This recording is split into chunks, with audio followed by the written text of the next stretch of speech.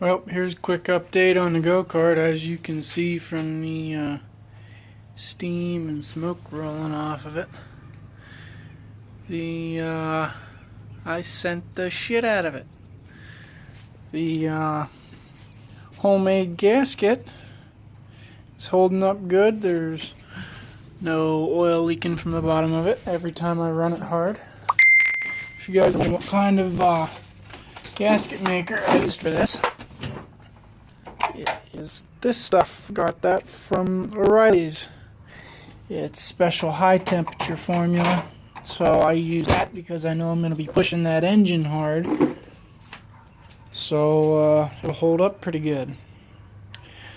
Another thing is I redid the motor mounts. Instead of the engine sitting on this shit to jack it up, I got some real big thick fender washers set the engine up on. Because of the way the chain is, I have to space the engine out a little bit for it to fit. I picked up a pack of these today, a couple offset links, to kind of mitigate that problem a little bit. I did a little bit of work with the air box to get that opened up so she'll breathe a little bit more air. Oiled up the chain, as you can see, is the little bit of a mess on the floor. Then I sent the shit out of it. So as far as all goes, it's got a fresh good change of oil and some fresh fuel in it. I fixed one of the straps that was broken on the back, the cross strap that goes vertically or horizontally across the gas tank. The part had fell off that tightens that up.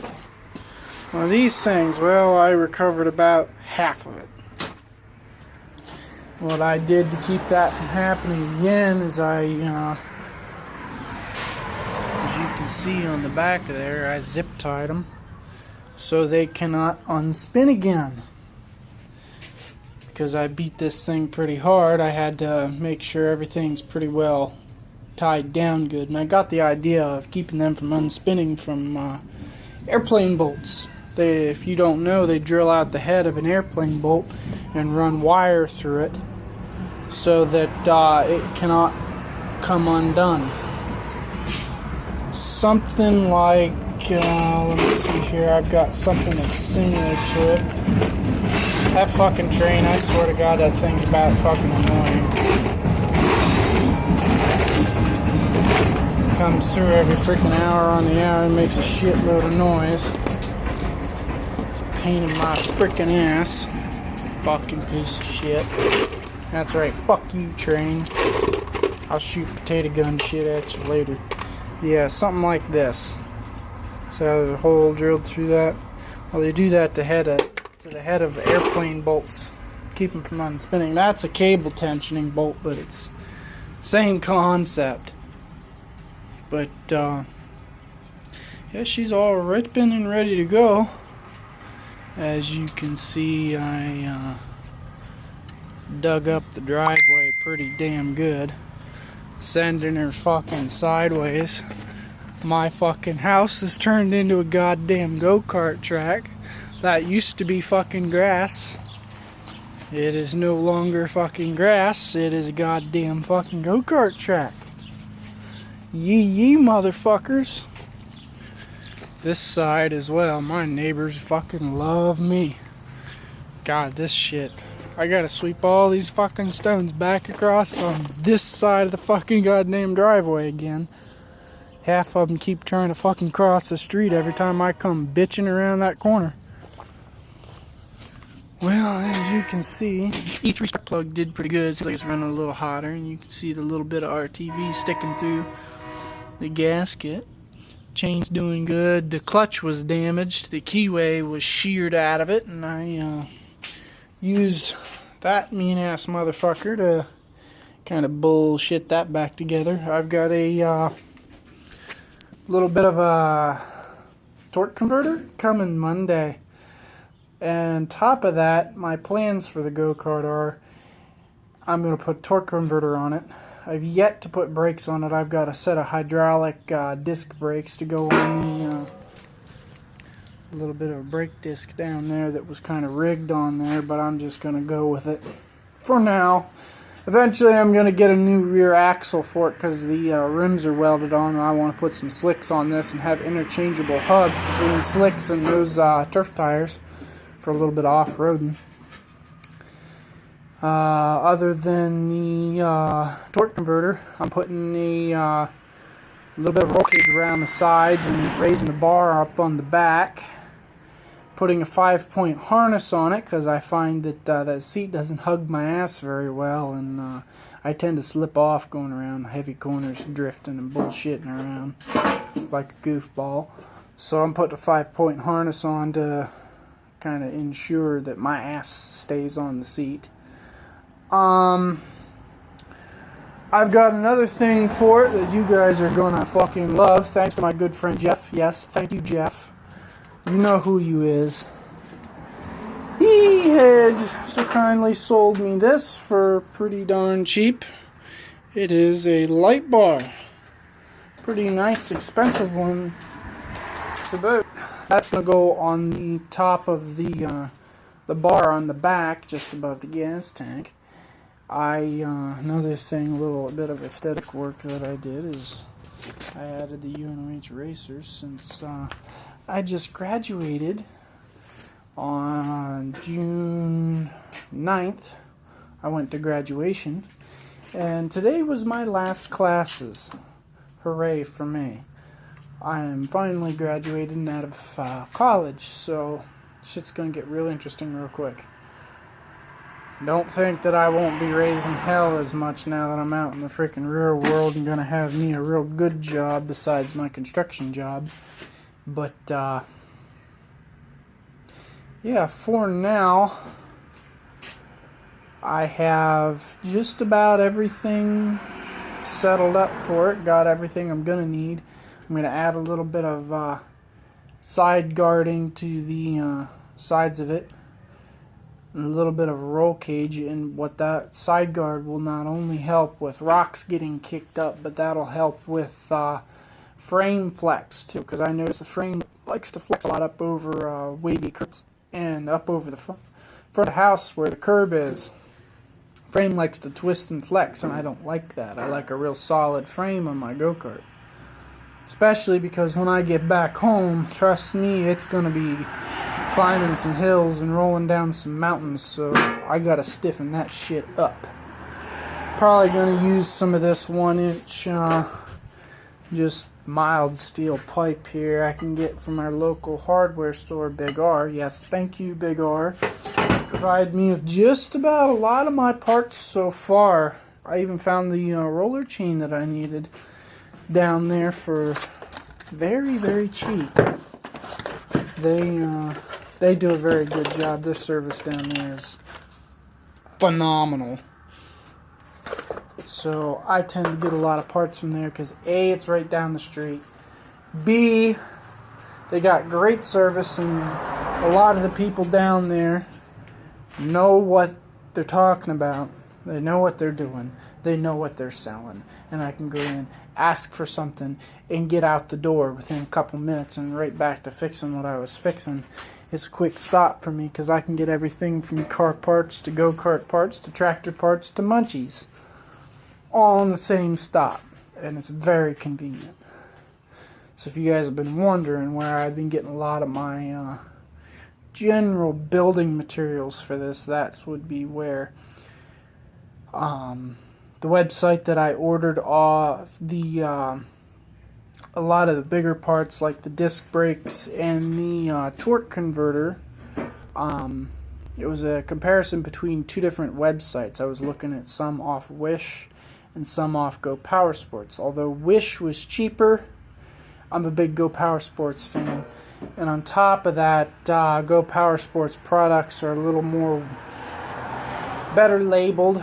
So they don't just sell one size fits all bullshit. They sell custom, good, high-end parts that last a long time. So I went with the more of an expensive part at the price, knowing that it's going to last a little longer. It's, higher quality, and on top of that, they do a good job of hooking me up with parts for that particular engine. Being that it's older, most of that engine is identical to a Predator 212, because that is a Greyhound 212. It's nearly the same motor. Harbor Freight sold that motor before they sold the Predator, so it's like the predecessor to the Predator. So it's a pretty interesting little motor. There's no real difference in horsepower, torque, or compression.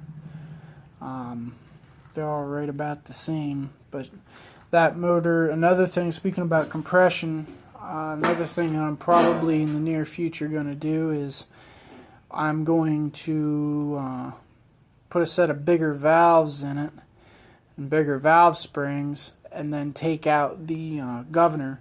Can't take out the governor yet. The governor's still in the motor because the stock valve springs are not meant to hit that high of an RPM.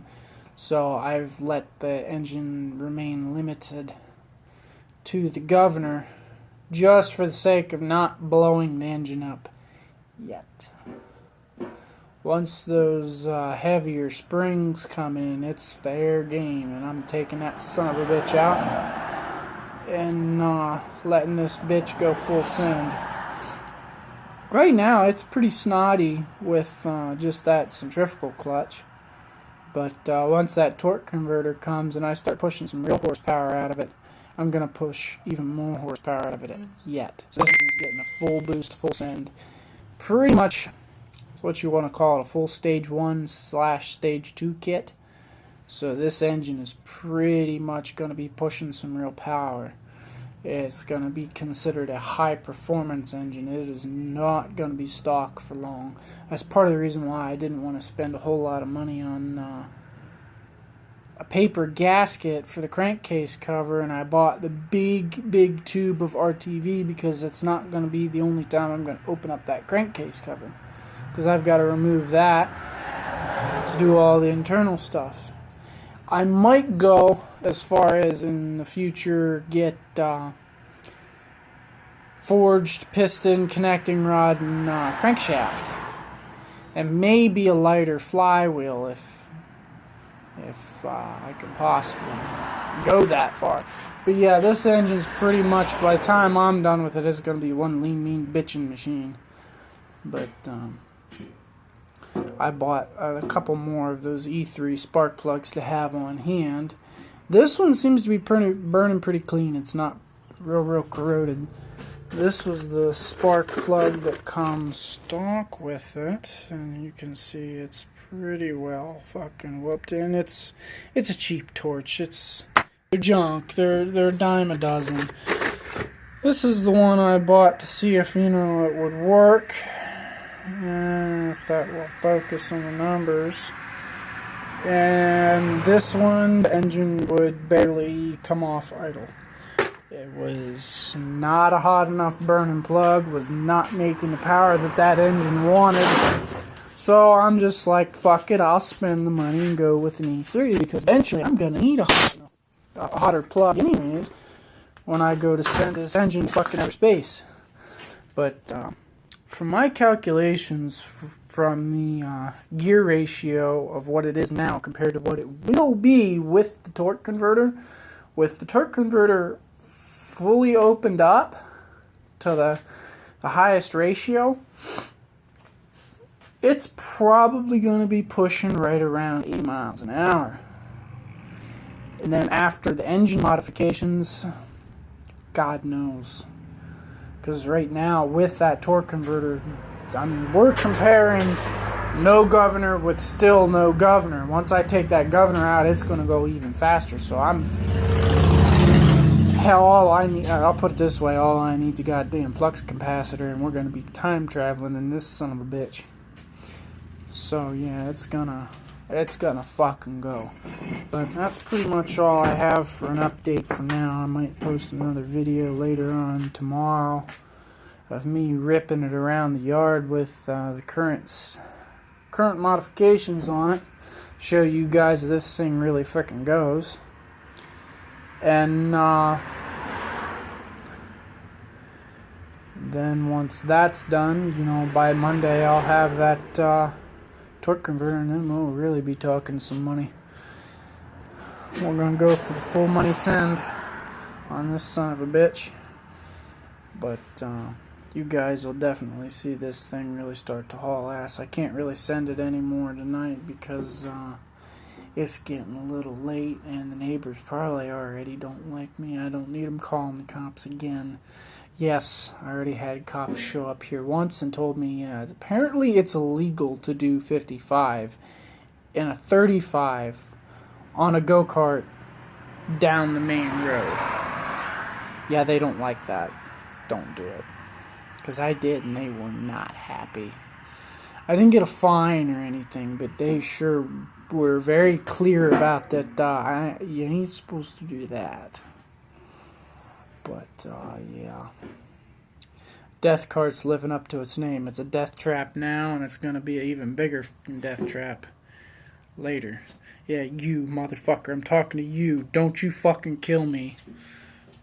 Because that's about what I'm looking at. God damn, I keep making it faster and faster, and there's still no fucking brakes. The brakes won't show up till, like, Wednesday of next week, and the torque converter shows up first. So you know what that means. The torque converter, the minute that thing's on, brakes, it's getting sent. So, yeah, wish me luck. And with that, I'll let you guys go.